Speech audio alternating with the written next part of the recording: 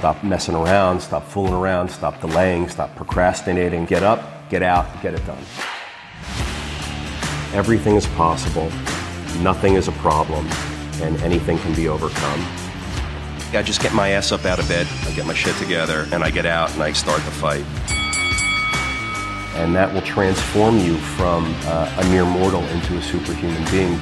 I've never, ever, ever met anybody who told me that they got rich watching their IRA or their 401k.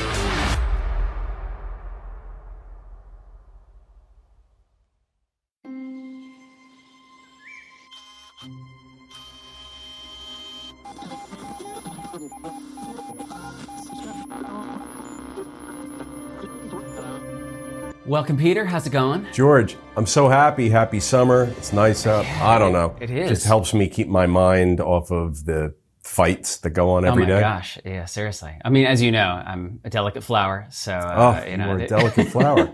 So as everybody get to know George, the delicate flower of Siegel Capital. Yeah, so as the sun comes out, I'm feeling good. So we have this tweet. Let's go start with our reaction. Who's it from? So this is Strip Mall Guy. Strip Mall Guy. Yeah, which it sounds. Let's hear. Already, I'm intrigued, but let's hear what he's tweeting. Do you want to read, or do you want me to read? I'll read it. All right, cool. Is this it right here? Yeah, this is it right here. All right, from the Strip Mall Guy. I spent the week wandering around a neighborhood where we're looking at buying a strip mall. He's the strip mall guy. I spoke to endless locals, tenants, and random passerbys, and we now know more about the property after 5 days than the owner does after 20 years. Due diligence is like solving a puzzle. You gotta love it. Yeah. So, all right, I have all sorts of comments. So you have to do your due diligence all of the time. It doesn't matter what property you're buying or what business you're buying or what investment you're making. Due diligence is fundamental to smart investing. Due diligence is fundamental to deploying capital into your business, to buying someone else's. You want to buy stock through a broker or E-Trade, you have to do your due diligence. You're going to buy crypto, perform due diligence. You're buying real estate all day long. You have to have an army of due diligence that you're constantly pursuing and nailing down, because if you don't, you're going to get caught with your pants down. So I agree with Mr. Strip Mall Guy. You have to do due diligence. It's absolutely paramount. You need to know everything. If I ask you a question about a property or business you're buying, you better not tell me I don't know. In fact, you better produce all sorts of facts and data and reports and numbers showing me how deeply you know the answers to the question that I'm asking you. But I tell you what, George, I don't love that Strip Mall Guy is in the strip mall business. It's not great. It doesn't have the resiliency that multifamily does. You're mostly left with a small potential renter pool of mom and pop regional and local businesses. They're not well capitalized. They don't have a lot of money for build out and fit out of the space. They don't have enough money to give you security deposit and pay asking rents and market rents. These are small business owners.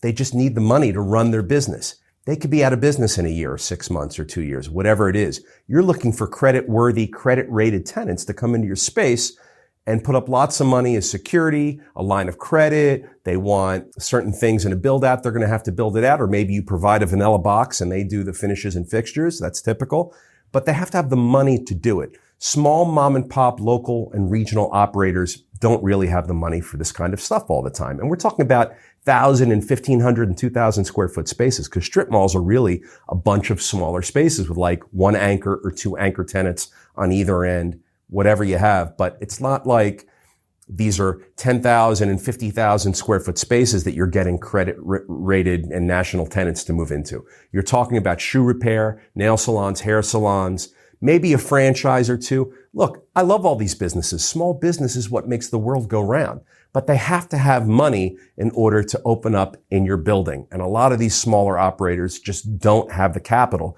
to compete. And you have a lot of vacancy and a lot of turnover as a result. And a lot of times when the vacancies occur, you have to do more tenant improvements and more fit outs for the next guy. And who knows if that's going to mean lower rent for the next, it's a mess. It's not the greatest business. If someone gives me a strip center, I'll take it. If someone allows me to buy it from them for $1,000, I'll buy it. But the price has to be like crazy, no brainer, super low. Otherwise, I just don't want to be in that business. I want the resiliency, the consistency, and the reliability of real high quality real estate occupied by tenants who have a low likelihood of vacating and who have a high likelihood of collecting rent from. not really strip centers. So I don't love it for that reason. I've spoken way too long about strip centers, but let me tell you, I don't love strip centers. Yeah. You give me any piece of real estate for free, I'll take it, but I don't love strip centers. Yeah. Strip mall guy was rich for a reaction. That was great. Yeah, well, good luck, strip mall guy. Maybe he'll change his name to apartment guy or maybe. self-storage guy or something else guy. It'd be an interesting turn. I wonder how many strip malls this guy has. That's true. Yeah, I'll have to double check. Can we tag him and make him answer like what his portfolio is? Yeah, 100%. Maybe he's like the one guy focusing on strip malls. Yeah. Most strip malls are owned by like legacy owners because like no one wants to buy them. Yeah. If they're really cheap, we'll buy them. Yeah. But nothing's really cheap these days. We're entering a severely different economic environment right now, so maybe real estate's going to become cheap again. Yeah, Let's see. Yeah. All right, one more reaction. This is from a documentary from the 1960s. Wow, which one? And it's called, let's see, Tomorrow's World, 1966. Ooh. And I'm intrigued. I'm not familiar with it. Yeah, so it's a bunch of kids talking about what they think the future is going to be like. People will be regarded more as statistics than as actual people. I don't think it's going to be so nice. I think sort of all machines everywhere. Wow. Everyone doing everything for you. People are going to be statistics. The world's not going to be so nice in the future. These are kids. I don't think it'll be so nice. In 1966. First of all, those computers are taking over now. Computers are taking over. Computers and automation. Wow. And in the year 2000, they just won't in 1966, it was still post-World War II euphoria.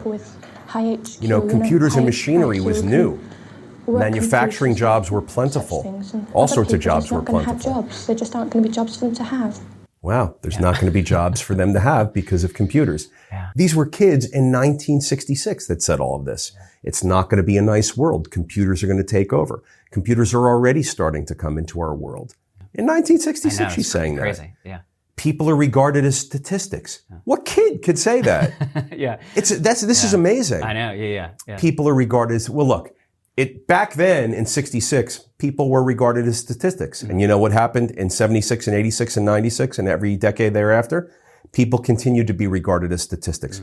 Whether you like it or not, we're all consumers. We're all consumers. We think we have certain freedoms and choices and certain things that are unique about living in this country and in this world. The truth of the matter is the government has to track things in order to measure how to govern.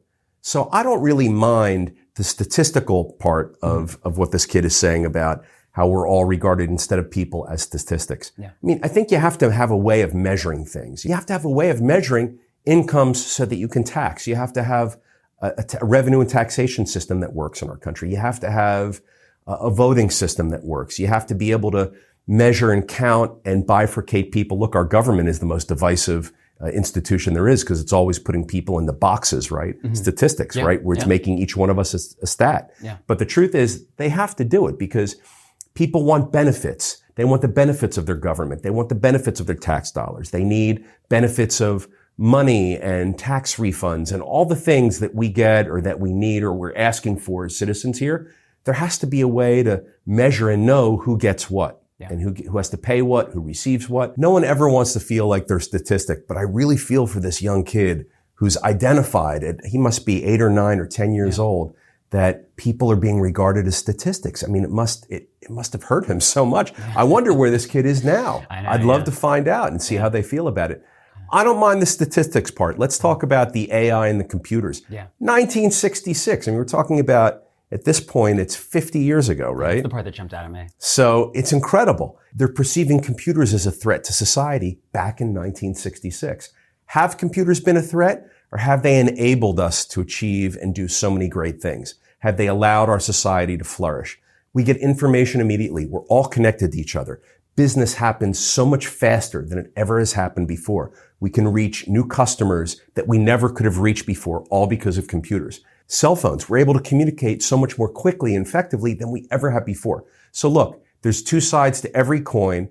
I'm a fan of computers because it's allowed our world to have all the great things that it has in it today. And that I'm grateful for. I tell you what though, with computers and AI taking over all of the jobs like they're forecasting here, these young kids in 1966, if we ever get to a day where everything's a robot and nothing's a human, it's going to be a weird place and it's going to be a tough place.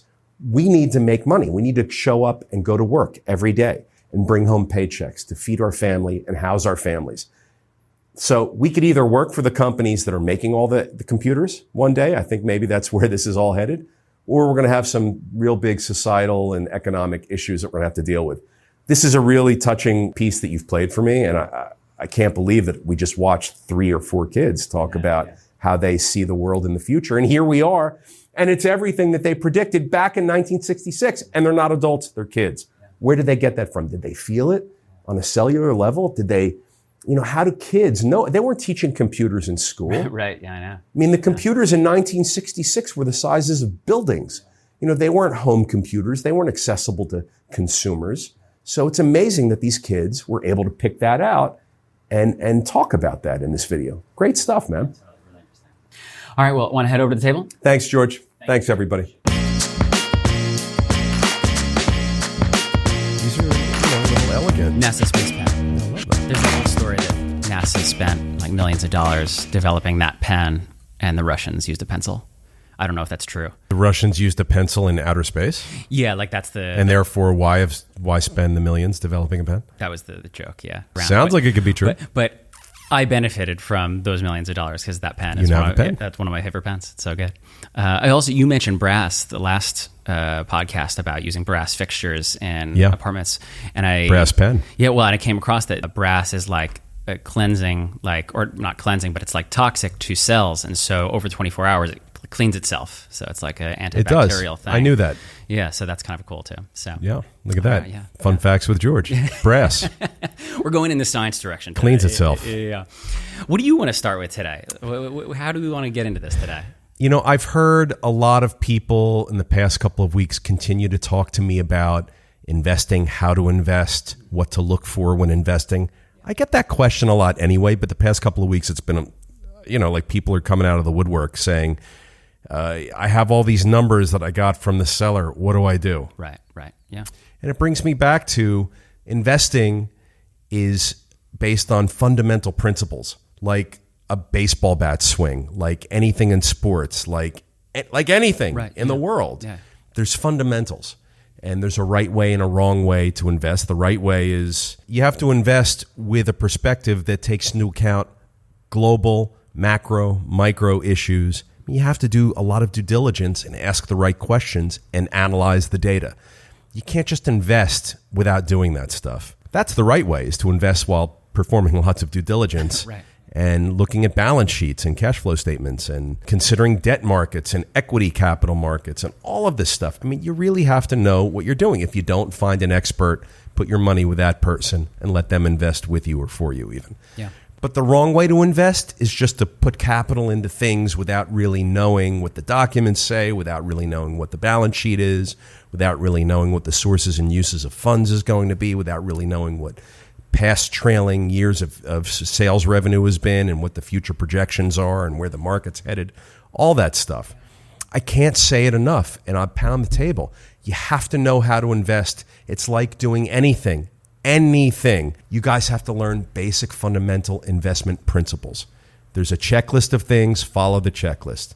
DM me for some ideas on that. Maybe we should put together a checklist, my due diligence checklist for investing. But yeah, that'd be great. I get that a lot the past few weeks, for sure. I'm noticing an uptick in that. Maybe it's because we're talking about it, but yeah, no, it makes sense. I don't know. No, you mentioned at the beginning of the podcast that summer's coming and you feel like good. I'm happy. Everyone's happy. No, totally, yeah. We live in a part of the world where it's like summer for a few months and then it goes away to something else. Yeah. But well, and that's something else I was going to bring up, that the word that keeps getting thrown around with crypto right now is crypto winter. Crypto winter. Yeah. So we're in a nuclear winter where it's what we're entering. Yeah.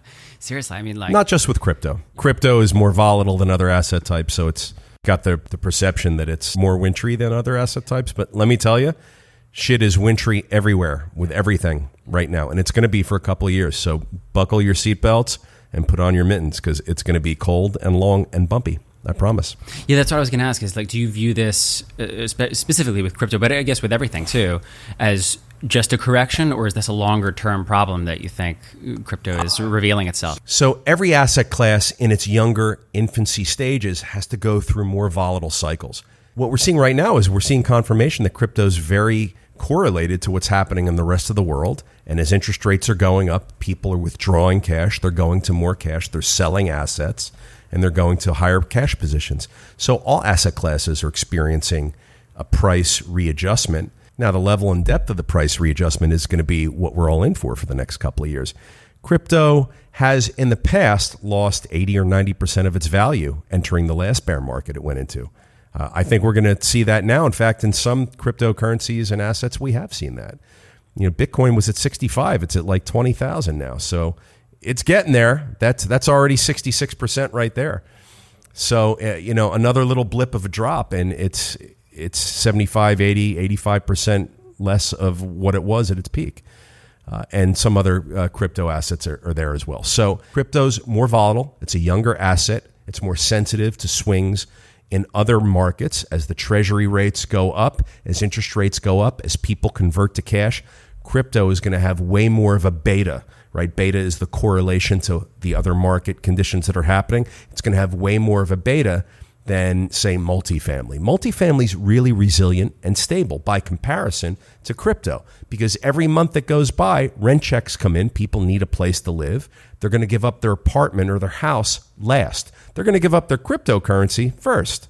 And a lot of these crypto investors were wannabe investors that entered a crypto buying frenzy and just margined and levered up and bought crypto, and now they're getting squeezed. And it's unfortunate. So like we're saying, George, you have to know how to invest. You don't buy volatile assets and leverage up to buy those even more when they peak out. You're going to lose. You're going to get margin called, and you're going to get squeezed. You're going to lose your crypto. Yeah, I follow Ramit Sethi, that finance guy, and he was putting out a call to see if there were any couples. He has this podcast where he does counseling with couples, like finance counseling. Finance counseling. Yeah, and he was so he's asking if any couples had, if one of the partners had lost their entire life savings on crypto. So I guess that's the episode that he's trying to develop. And did people say yes? They did. I don't know. It hasn't come out yet. I bet they did. Maybe sure, not on his show, but maybe. No, I'm sure it exists. Yeah. I'm sure people have done that. So yeah. Yeah. So look, for the long term, I love crypto. It's going to find its way. George, with me, I have a lot of crypto. I've put it away. I'm going to wake up in 10 or 20 years, whatever it's going to be. My bet is that it's going to be worth a hell of a lot more in 10 or 20 years than it is right now. But I'm using the dips in the markets to buy and accumulate more assets, not just crypto, but I'm waiting for it to happen with all sorts of other asset classes. Real estate stocks are getting hammered right now. It's almost time to start jumping in. I mean, even for me, I'm not a stock guy, but I'm recognizing that it's getting pretty darn close for me to want to jump in. Yeah, it's really compelling. Yeah, some of these tech stocks, and look what's happening. Every Amazon split 3-for-1, Tesla split 3-for-1. Yeah. Why are they splitting 3-for-1? These are the biggest companies in the world. Why? What do they know that we don't? They both split the same month.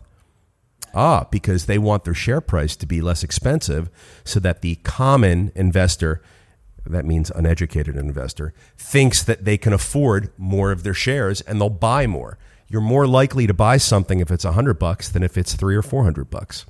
So that's the unfortunate psychology that they are deploying onto us as consumers and investors. And it works. Yeah, it works. Yeah. Look, a professional hedge fund manager knows what happens when a stock split occurs, and a professional stock trader knows. But like the layperson, regular, everyday investor that has money in a 401k or in an IRA or something. Yeah. I mean, they don't really know how these markets behave, and they don't know the catalysts, stock splits, and other market events are upon our buying behavior. Yeah. And so, look, I see crypto as it's a way long-term hold, very long-range, long-term hold. Right now, I'm going to sit it out and wait. I'm going to start accumulating. If it gets a little lower, I'm going to start accumulating some things. And again, not just crypto, but I'm looking to see all asset classes readjust and recorrect. George, before the pandemic really started hitting in early 2020, our economic worlds and markets were already overinflated.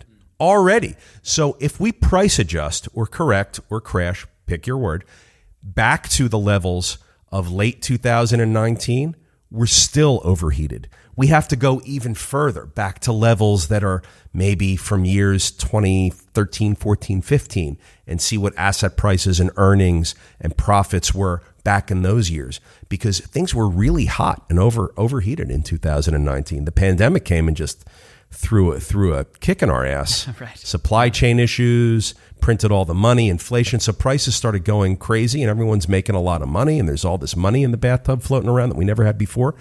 But we really have to get a sense of where asset values are going to stabilize and bottom out. For me, I'm going to look back to 2012, 13, 14, when things really started to gain some steam after the last correction that we had, which was the 2008, 2009 corrections.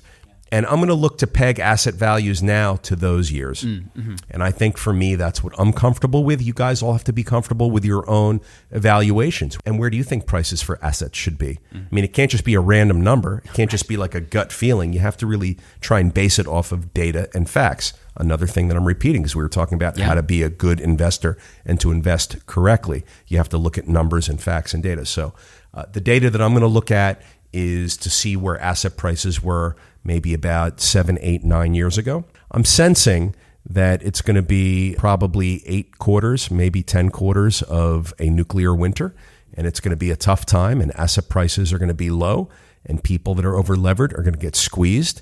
And if they have to refinance leverage and replace debt, they're going to do that at higher prices because interest rates are higher, and they're going to get squeezed even more, which means they're going to have to charge more money for the product or service in order to generate the revenue to service that debt.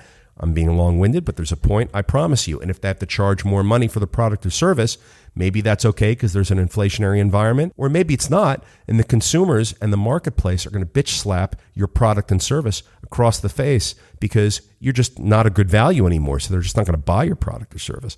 So all of this is getting teed up, and it's happening right now. You mentioned data and kind of working with data, making sure to run your numbers, all those kinds of things. I was going to talk about this later, but this is a perfect segue for it. We always discuss this, of you can't manage what you don't measure, how important you have to measure everything. Yeah. How do you gather data? So let's say OpEx, for example, although you can choose any category. How do you gather that data? Where does it live? And what does the execution look like when you actually deploy it into a real world situation? A lot of different ways. Yeah. My finance department is generating reports to me all the time. We use very sophisticated database systems that can generate reports to me at the push of a button if I need to access anything on my own. My finance department's generating reports to me all the time. We have monthly meetings to look at these reports. We make business decisions off of the data that's in these reports that we look at every month. We have to know how to steer the ship. The direction of the ship is based on the performance and the numbers that we see in the reports that I'm getting from my finance department. I'm constantly looking at Bloomberg terminals, and I'm looking at data from the Fed, and I'm looking at the daily and hourly postings of the 10-year Treasury, the 5-year Treasury. I'm looking at international rates. I'm looking at the price of commodities. I'm looking at the price of gold, oil, all that stuff. I'm looking at it all day long. When I'm in the bathroom, I'm looking at it. When I'm at a red light at my car and I have more than 10 seconds, I'll pick up my phone and I'll see what interest rates and gold and oil are doing. I mean, I'm always looking at this data. So I'm consuming the data as much as I can and as quickly as possible because I have to make decisions based on the data. I don't want to make emotional decisions in business. I want to make factual, data-based, data-driven decisions in business. Any source and every source that you can think of. George, I read like 18 or 22 newspapers a day, and each one of them is from different locales and regions around the world, and they each are reporting their own set of data. I got to consume that stuff. I'm looking at my bank accounts every day. That's a big thing. Just look at your bank account. Yeah. Are you sick because there's no money in it? Make a decision to put more money in it. Yeah. Are you celebratory because there's a ton of money in it? Well, celebrate it, but then get back to work and put more money in that bank account. So even looking at bank accounts is a simple data point that all of us can do every day. I tell you, when I look at my bank accounts, I get sick to my stomach because usually there's too much money in there and I don't want it sitting in there, so I have to deploy it into an investment or an asset, and that's problematic because you got to find the right one. Mm-hmm. Or I'm sick to my stomach because there's not enough money in the bank account because I just emptied it or whatever the case may be. Maybe I had a busy month. I spent a lot of money. I don't know. Yeah. But that makes me sick to my stomach too. So usually when I look at my bank accounts, I can plan on vomiting regardless of if there's a lot or a little bit of money in it. But everyone, look at your bank accounts because it's a great data point. You'll be able to make decisions. I promise you, the more you look at your bank account, the more you're going to get kicked in the ass and you're going to do things, even subconsciously, to make sure that more money funnels into that bank account so that you can deploy it, use it, spend it, whatever you want to do. Was there a flashpoint as a business where you started to put in like intentional procedures of gathering some of these data points. So because obviously when you start out, you just have a couple apartments. I've always been a data guy, so it was always really important for me to have information and data. I don't think there was a flashpoint. Mm-hmm. I think when you're very small and young and you're on the ground hustling every day, dragging your knuckles across the pavement, you're probably less concerned with data and global geopolitical and economic information that's coming out from every country and every continent all over the globe. But when you get to be a certain size and a certain point and you're starting to borrow more and you've got your signature on loan documents and assets everywhere, you really are motivated to pay even more attention. But, for me, there wasn't a flashpoint. I was always really aware and conscious of facts and data and numbers. Yeah. I mean, and anybody I saw who was in business, I saw them always looking at reports. I mean, any CEO or CFO or any person that I saw on the news giving financial reporting, they all had tickers and, the green screen behind them with all sorts of different numbers flashing. That's what they're putting out there because that's what we need to consume. So I was always consuming numbers and data. I think everyone should. Don't make business based on emotional decisions. Sure, you can have a gut instinct and know in your heart if things are right or wrong. Make sure that the data and the facts and the numbers are part of that recipe, because without it, you're just making emotional decisions. You don't want to be an emotional investor. Last week, we talked about Amazon kind of cooling its jets with its warehouse development for a little bit. But then this week, warehouse operator Prologis acquired its competitor Duke. And I think it's $26 billion, I believe. That was all figure. Stock too. No cash, all stock. Wow. Yeah. That's a key part. Yeah. So I was wondering, did you have any thoughts about is this the sign that there's just continuing demand in this sector, or is this peaking, or where do you see this? Well, clearly it's demand. Yeah. This is the largest warehouse deal that's ever been done. So clearly there's demand. Yeah. I don't think there's a lack of demand. 6 months ago, we needed warehouse and storage to hold a lot of shit. And now we still need a lot of warehouse and storage to hold shit. So the need doesn't go away. What we're seeing is that Amazon put on the brakes because they overinvested their own capital, locked up tons of properties everywhere so that they had distribution and warehousing capabilities that now with the recession and the pullback in consumer spending, they don't need all that capacity. Mm-hmm. But investors and companies like Duke and like Prologis, they have a need for that stuff. This is where they invest. This is where they deploy their capital. And if you want to grow, you can do it one of two ways. You can either buy new assets yourself or you can acquire a competitor. Mm-hmm. And that's what happened here. A competitor got acquired for all stock. Yeah. All stock. I love that part about it. So what's the significance of that for you? Well, the significance is that the sellers don't walk away with cash at the table. They walk away with stock. Maybe the stock's restricted.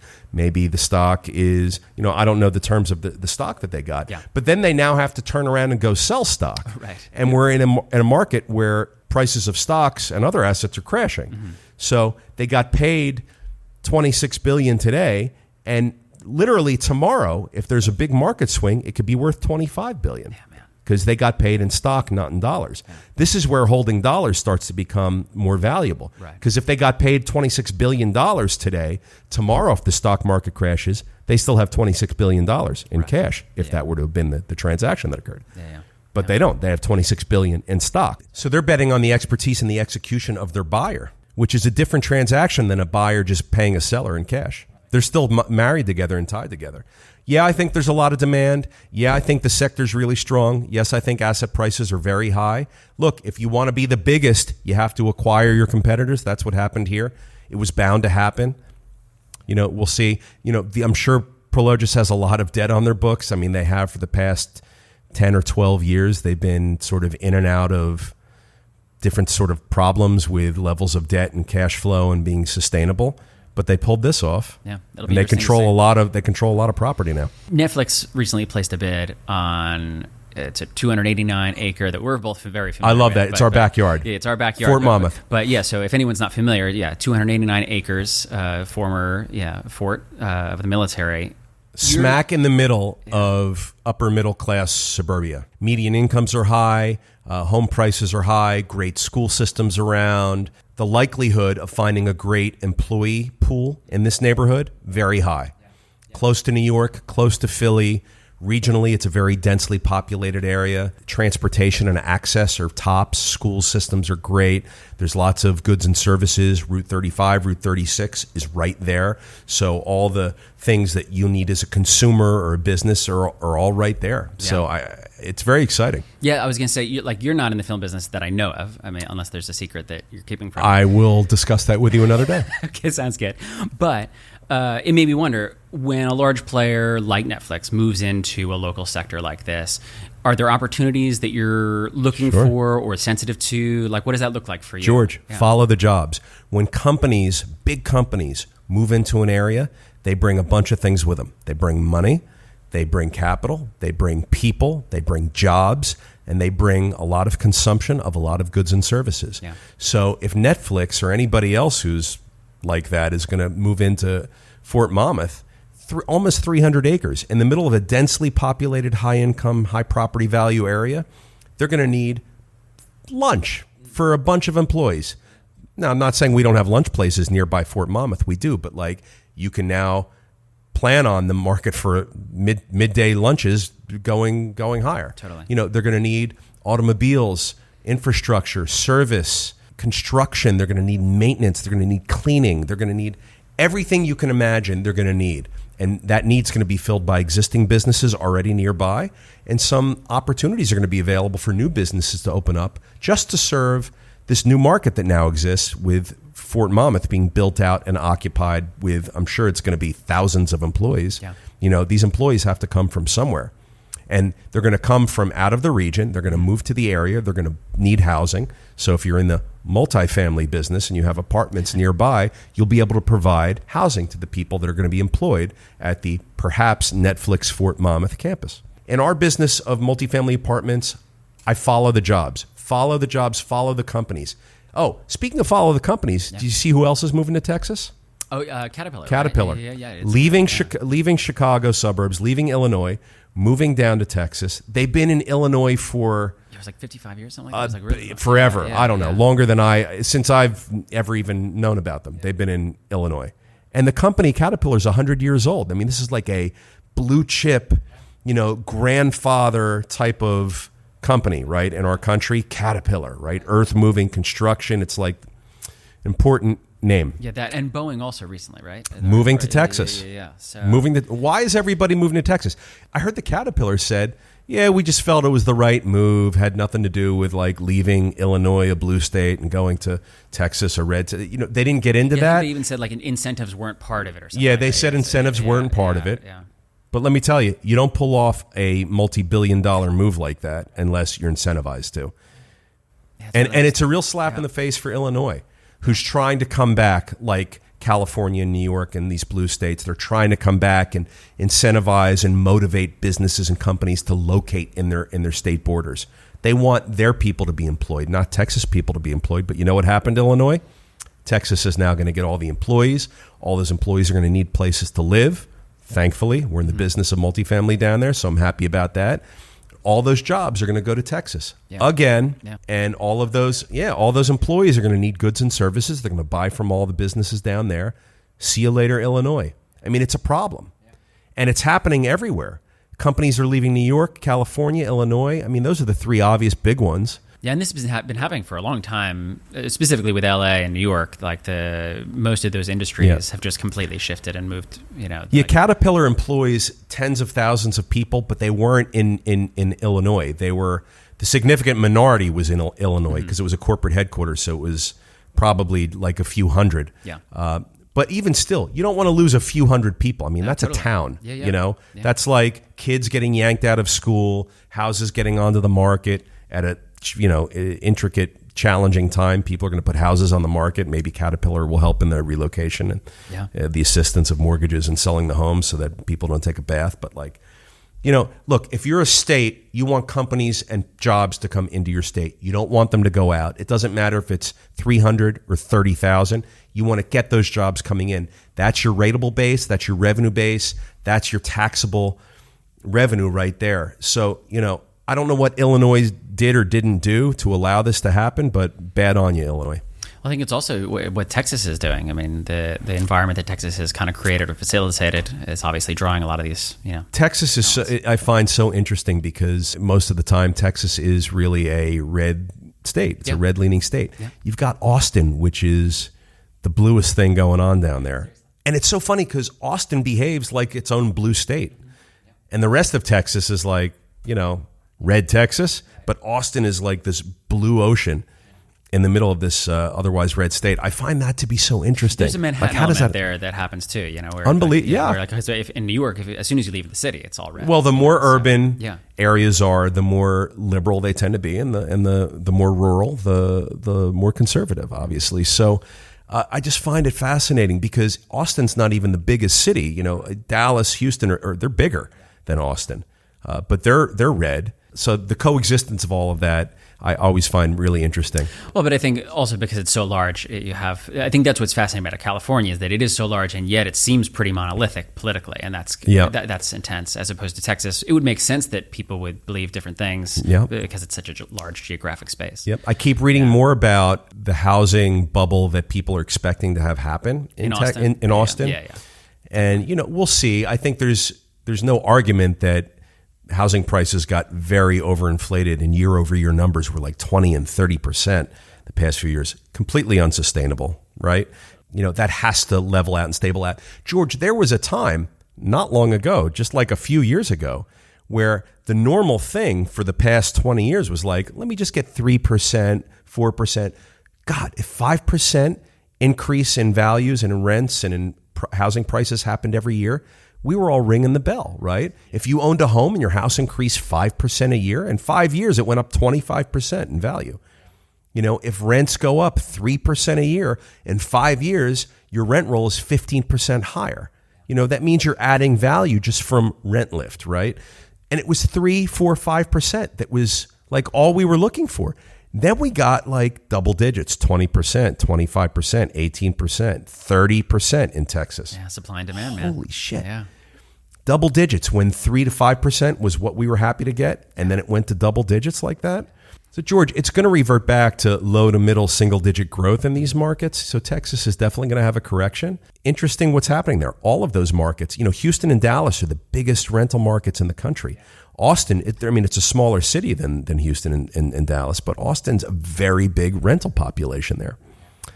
So I keep looking at Texas because not only am I doing business down there and I'm spending more time there, but just a lot to talk about. All these companies moving down. You know what else? Yeah. So, well, I think I know what you're going to say. So yes, let's bring it on. So Houston, Texas is having more progress in solving its homelessness issue than any other place in our country. Yeah, amazing. I find that to be amazing. I did a deep dive into that and I read about it. Yeah, you sent me some of the literature. And it's amazing that, California, that's got a big problem. Mm-hmm. LA, I think they say it's like 50,000 people are homeless in LA. Yeah. I think like another 30,000 are homeless in San Francisco. I mean, it's crazy. Yeah. Almost 100,000 people just in those two cities. I don't know what Sacramento's homelessness count is. But why can't California get it together? Right. California actually allocated money and budgets over years to dedicate to solving homelessness, and they haven't done shit. Texas, who you never read about, putting best practices in place for homelessness and stuff like that. Like I've never heard of anything about that. Like I always hear about what's New York going to do, what's San Francisco going to do for homelessness. Never hear about that. Houston has made such a dent. I think they've solved like 50 or 60% of their homelessness issue over the past decade. The last 10 years, they moved 25,000 homeless people to homes, and most remained in the home after 2 years. 25,000. Yeah, and it's 63%, they said, down by 2011. Incredible. Yeah, crazy. So 63% down. Yeah. So there it is. Yeah. 63% down since 2011. The thing that I found fascinating was this combination of strategy, like the public sector seemed to focus heavily on strategy, and then the private sector on tactics, and that kind of combination seemed unique for this kind of problem. You bring up a good thing. Yeah. All these great things that happen in cities and states in our country, they have to be public and private partnerships. Mm-hmm. The government can't do this stuff by itself. Yeah. Like they can't. They don't have the resources. They don't have the know-how. All right, we talk about that all the time. Yeah. And they need money. So you get the private sector to pitch in money. Mm-hmm. There's a connection. You get the public sector to maybe take that money and hire the right teams and come up with the right action plans and execute. And it's magical what you can do, right? That's what we do in small business all the time. We marry money with expertise and we go out and we execute, right? So it's great to actually see this happening in real life with government. I applaud Houston and the people involved for creating this result, because it hasn't happened anywhere else, because everywhere else is fucked up with bureaucracy and red tape and whatever. But I got to hand it to them. I mean, they really look like they've done it, and they're going to continue to do it. But it reminds me of something that we talk about all the time. They've done a lot of things. They've come up with money. They've hired people. They've dealt with mental health issues. But they had to have a place to put people. Right, housing first. You need to have housing first. There had to be supply. Without the supply, you can't house people. Yeah. So I recognize that as probably the first thing that they focused on. And I think they even said, right, housing first. Yeah, housing you need to have the supply. Yeah. Housing first was a huge component, I think, because so many of these groups oftentimes make it contingent on the homeless person to either take Bible classes, like religious things, or get clean. You can't be using drugs. Housing first, man. Yeah. We'll deal with that stuff later, right? Yeah, I think I wrote down a quote: "When you're drowning, it doesn't help if your rescuer insists you learn to swim." And so it's that. Let me do that later. Yeah. Just rescue me first, right? Exactly. So I think that's sound thinking here. You know, George, when you have a food shortage, you need more food supply. When you have a housing shortage, you need more housing supply. When you have a homelessness problem and you need places for homeless people to go, you need more homes. I'm getting tired of saying it, man. Well, another week has gone by, and again, I'm here before you thinking to myself, God, all week long, all I've heard people say in the media and elsewhere is, we need more housing supply. We need more housing supply. Yeah. I'm like, I think wasn't today they even like Pelosi and Ocasio, which again this is like very left leaning, brilliant people. Yeah, they're want to create a state of emergency for housing, like that. That was something. Well, the trick with that is when government declares a state of emergency, it allows for all sorts of things to then happen. Yeah, like money can start flowing. The process for enacting legislation and bills and decision making is different than without there being a state of emergency. Right. So I think that's strategic. Yeah. I don't think they're saying it's an emergency. Right. Yeah. I think they're saying, fuck, we got to do something. Yeah. Let's declare a state of emergency, because when we do, these 5 things can happen way faster and without the bureaucracy. So whatever. I mean, I get that. Yeah. I get that. But I think just, again, going along with that theme of need more housing. I mean, if they were smart, they would have declared a state of emergency with housing years and years and years ago. Right, but no one ever thought to do that. Yeah. Now, when it's too late, they're like, oh, let's declare a state of emergency. Yeah. Nothing like retroactive governing. Yeah.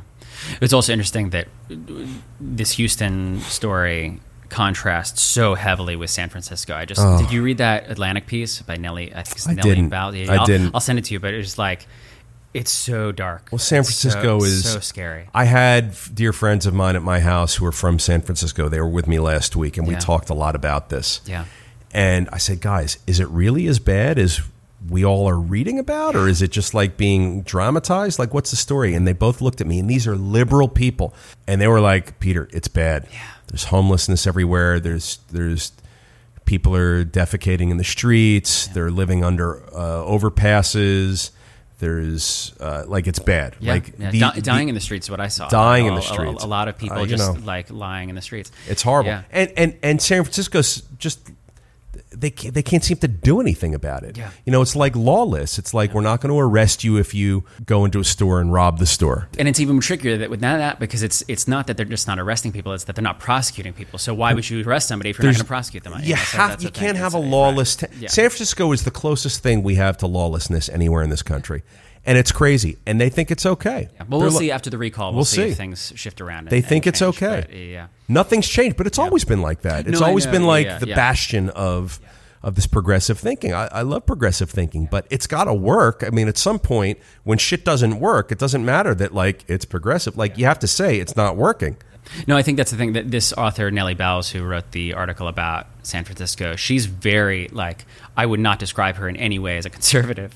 And if you had read this article, you'd be like, oh, this must be someone who's very conservative leaning. But it's just because things are so bad in San Francisco. George, I have a lot of liberal, left-leaning people in my life. A lot.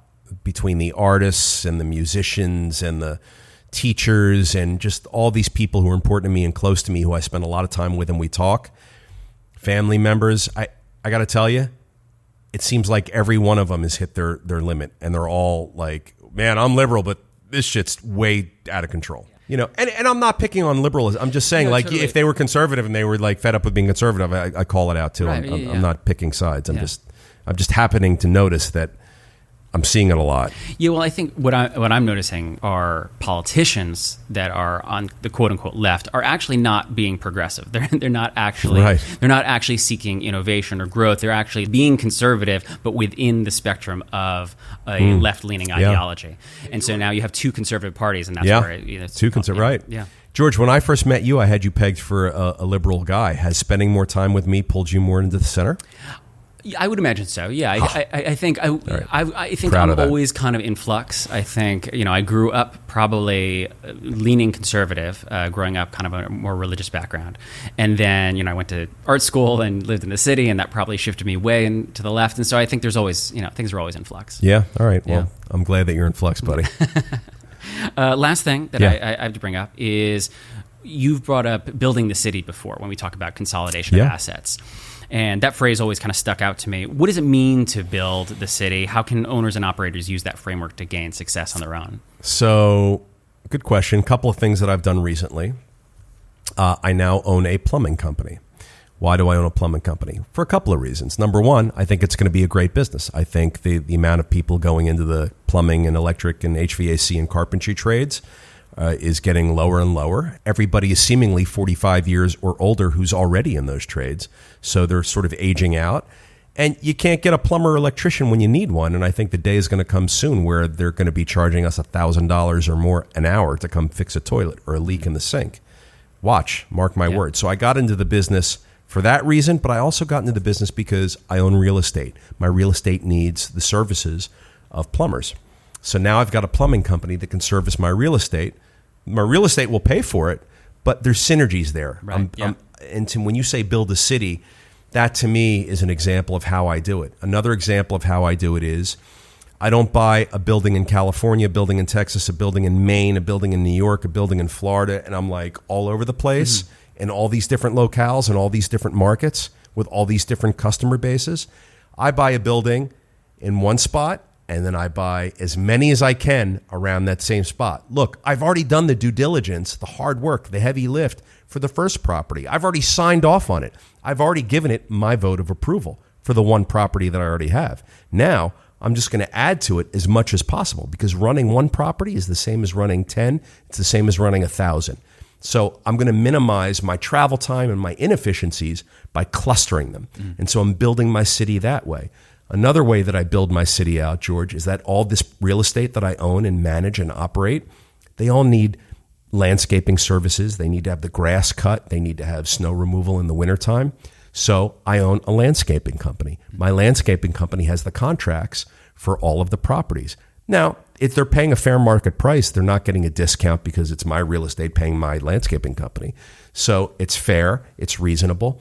I'm keeping people employed, but I'm in control of my landscaping. I'm in control of my snow removal. Let me tell you, nothing is worse than in the wintertime when it craps snow all in your parking lot. You've got, 6 inches or a foot of snow, and people need to get to work, and they're like, where's the snowplow? And you're like, I don't know. We called the snowplow company. But with me, I say, yeah, we'll be there in 10 seconds because it's our company, and we call our foreman, and he gets the trucks and guys there, and we're scooping out snow. Yeah. So to be able to control that kind of stuff is important. And look, each building is paying, $4,000 or $5,000 a year for landscaping anyway. So if you have 5 or 10 or 30 buildings times, $5,000 each, if I have 30 buildings paying 5 each, it's $150,000 a year. I mean, I'm paying that to someone. I may as well have the company and pay myself. Yeah, that makes sense. All right, well, that's what I got. Did you want to go on the quotes today, or do you want to hold those for later? I'll share one quote with you. So I love sayings. I love quotes. I love to ponder the meaning of concisely delivered phrases. Yeah. And I always find that to be so interesting. And I love that stuff. I love reading your quotes and phrases, and I love perhaps offering some of my own. My mom, I went over to visit her the other night for dinner, And she went through an old file that she kept for me and all my brothers, and she pulled out some quotes. And she said, Peter, I know you like quotes, so I pulled some out for you. So I'm going to share one with you. Yeah. So my mom, Denise Siegel, we're going to get her on here one day. Yeah, that'd be great. She said, never ever wrestle with the pigs. You'll both get dirty, but the pigs will love it. I love that. Now, I don't think that she coined that phrase. I think she probably read it somewhere and wrote it down, but she gave it to me because she knew I would like it. I love that one. Well, that always touches on, you're always saying stay positive, don't get bogged down by negativity. Yeah. It's like that thing. Yeah. I love that my mom gave me that one, and I love what it means. And the quote's right. She's right. Don't wrestle with the pigs, man, because you'll both end up in the mud. The pigs will love it. You won't. You're going to get the short end of the stick. Yeah, that's beautiful. Yeah, I like that. Yeah, I have a Google Doc of just quotations that I just keep. Send that to me. I will. Yeah, please. Yeah. And so I wonder if your mom was doing something similar, but analog, just write it down. Well, we can have a quote of the week segment or whatever. I mean, we just talk about it. So she gave me a quote from the Dalai Lama, who said this about wisdom. Okay. When you talk, you're only repeating what you already know. But when you listen, you can learn something new. So simple. I think I've heard that before. Yeah. But so simple, so pure, and so true. Yeah. Right? So let's just take a minute and stop and listen, because I want to learn something. Ready? Go. Oh, I thought I was supposed to listen as well. You were listening. All right. You know what I just learned? That you can't follow directions. That you're impatient. That's what I just learned. Oh, why am I impatient? Dalai Lama is well, because we were supposed to stop and listen. Oh, so you did want to. I wanted you to listen. Okay, all right. That's why I. Oh my God, George, it's time to end this, man. Sounds good. I'll head over to Q&A and we'll get this done with. Thank you. Thanks, everybody.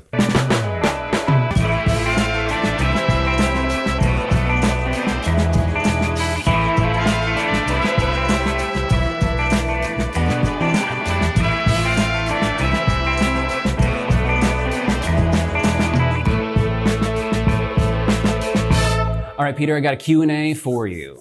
From who? This one is Lacey Steelman. Lacey Steelman. Yeah. So she says, do I need to wait until I have a deal lined up before I start raising capital from investors, or is it too late at that point? Classic question. Yeah.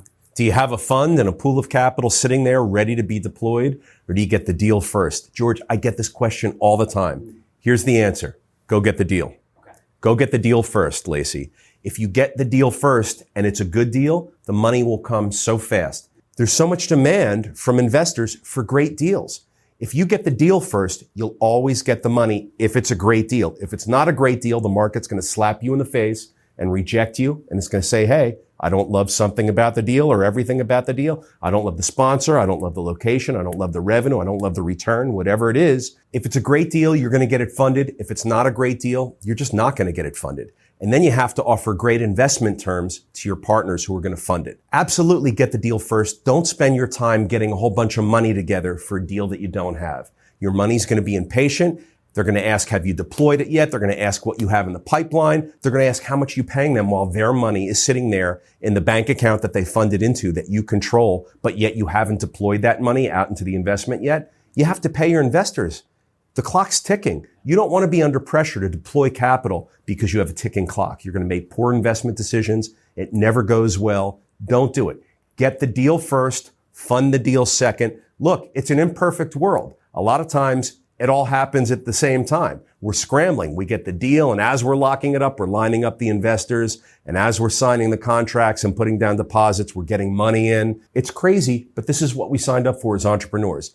If you want to be an entrepreneur and you want to go out and put deals together, get the deal first. Guys, there's so many deals that come across my desk. It's all I do. I look at deals every day, all week long, hundreds and hundreds and hundreds of deals. My head's going to explode. Most of them are throwaway. I have to look at hundreds, if not thousands, to find a few that I can then chase down and maybe lock up under a contract and then perform some due diligence to see if I even want to close on it. There's so much demand for great deals with great operators. You're going to get it funded really quick. Lacey, go get the deal first. Good luck. Love it. All right. Thanks so much, Peter. And thank you, Lacey. Thanks, guys.